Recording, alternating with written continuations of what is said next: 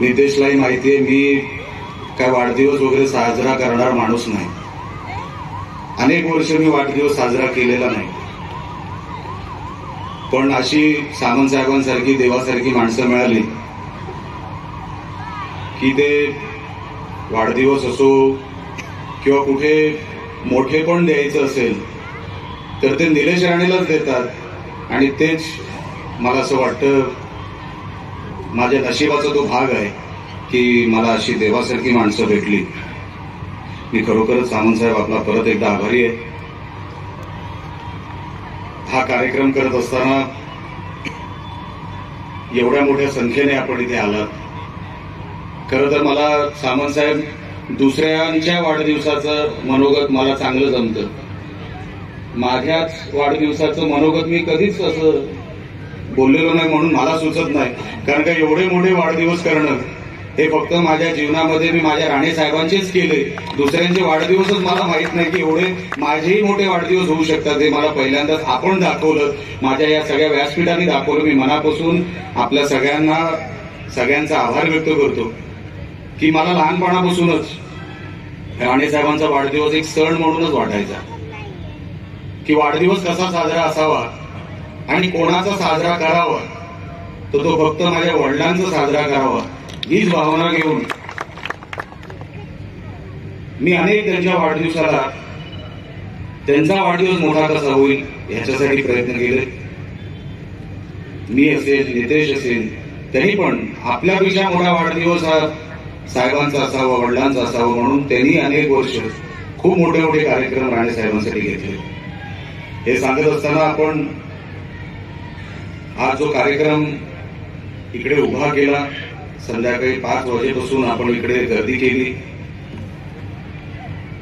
खरं तर अजून एक योगायोग आहे आणि माझ्यासाठी फार मोठं म्हणजे काय म्हणावं त्याला समाधान आहे आनंद आहे की उद्या 17 तारीख माझा वाढदिवस आणि तिथीनुसार आपल्या छत्रपती शिवाजी महाराजांची जयंती पण उद्या.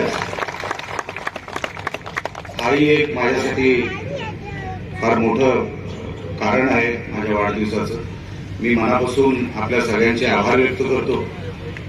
जे जे काय माझ्याबद्दल मागच्या 3 महिन्यामध्ये मी करायचा प्रयत्न केला मी मनापासून करायचा प्रयत्न केला. 10 वर्षाच्या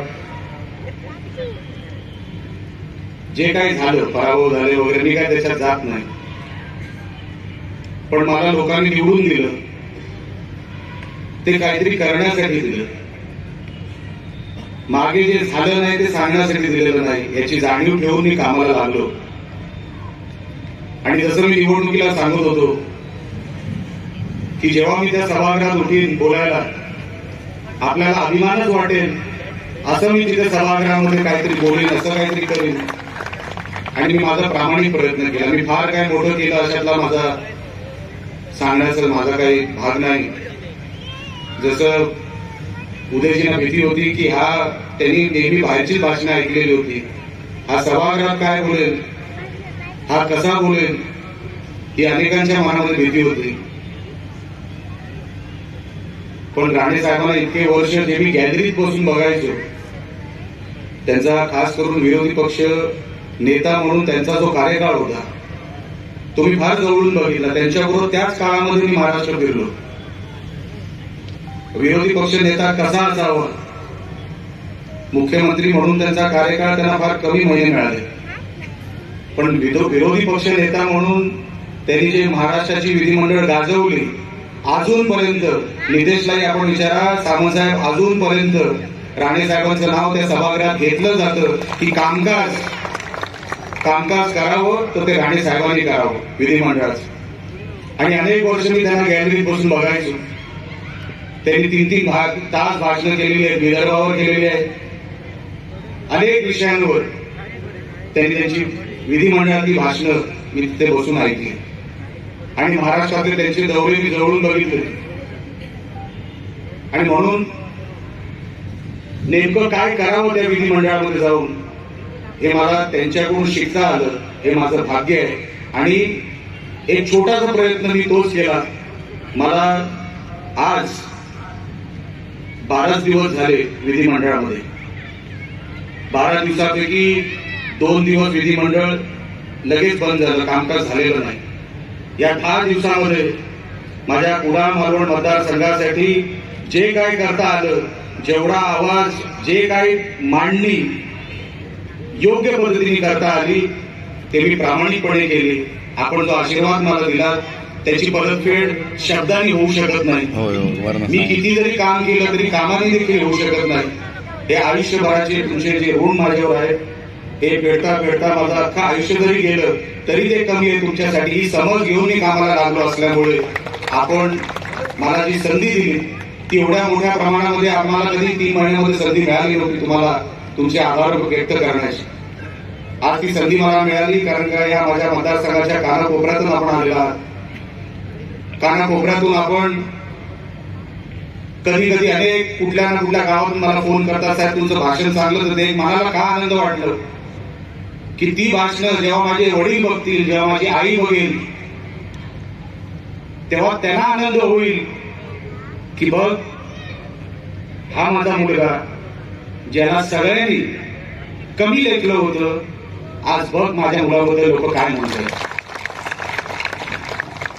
शर्यत ही आहे ना कुठल्या मंत्रिपदासाठी आहे ना कुठल्या मोठ्या पदासाठी आहे.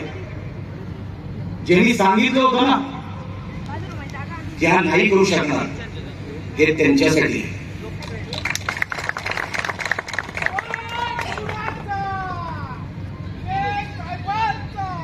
मला खरोखरच कोणाला काही सिद्ध करायचं नाही, ना विरोधकांना नाही कोणालाही.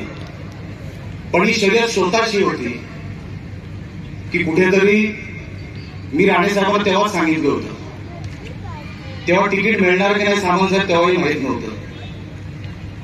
पहिले तिकीट मिळत नव्हती असं लोकांना वाटत होतं. मी तेव्हाही सांगत होतो बरोबर सामंत साहेब मी 100% तिकीट घेऊन येणार आणि मी तिकीट घेऊन आलो. मी बोललो कुठूनही घेऊन येईल पण तिकीट मलाच मिळणार. नंतर सांगत होते काही खरं नाही, तिकीट मिळाली पण सांगत होते काही खरं नाही. नंतर काही दिवस पुढे गेले तर बोलले कठीण आहे पण बघूया. नंतर काही दिवस पुढे गेले नाही साहेब तुम्ही किमान 25,000 निवडून येणार. नंतर काही दिवस पुढे गेले साहेब अतिटकीच आहे एवढं सोपं समजू नका. मी बोलले हे लवकर मला म्हातारी करणार काय यांचं खरं नाही. पण मी राणेसाहेबांना तेव्हाच सांगितलं होतं साहेब तुम्ही काळजी करायची नाही, एक मतांनी काही ना पण मीच निवडून येणार. मग जे काय करावं लागेल ते करावं लागेल ते मी सगळं करणार. कारण का मला माहिती होतं की माझ्या घरासाठी इव्हन नितेश तो सांगू शकणार नाही पण त्याच्यासाठी त्याच्या मतदारसंघामध्ये तो एवढं लक्ष देत नव्हता तेवढं तो माझ्या मतदारसंघात मध्ये लक्ष देत होता की नाही ते निलेश काही करून आला पाहिजे. आणि म्हणून मी मनापासून तुमच्या सगळ्यांचे आभार मानतो. हे तुमचं प्रेम आहे सगळ्यांचं तुमचं. हे काय मी या जन्मात फेडू शकेन की नाही मला माहित नाही. सामंत साहेब आपण पण माझ्यासाठी खूप करता सगळ्यांची. मी काय कोणाचं एकावर नाही पण सामंत साहेब कसं आहे सर्वात उंच आहे आणि कुठूनही दिसतात आणि मनापासून ते जे काही करतात माझ्यासाठी माझ्याकडे त्यांचे आभार मानायला माझ्याकडे शब्द नाही. मी मनापासून खरोखरच आपला सगळ्यांचा आभारी आहे. जास्त बोलत राहिलो तर कुठे कुठे आपण म्हणतो ना कुठेतरी विकनेस येईल बोलता बोलता. म्हणून जास्त काय ते सभागृहामध्ये बोलणं सोपं होतं, ते स्वतःच्या वाढदिवसाला बोलणं फार कठीण असतं. ते आज मला कळलं. पण खरोखरच आपल्या सगळ्यांसारखी ही लोक मला भेटली, सर्व देवासारखी लोक भेटली.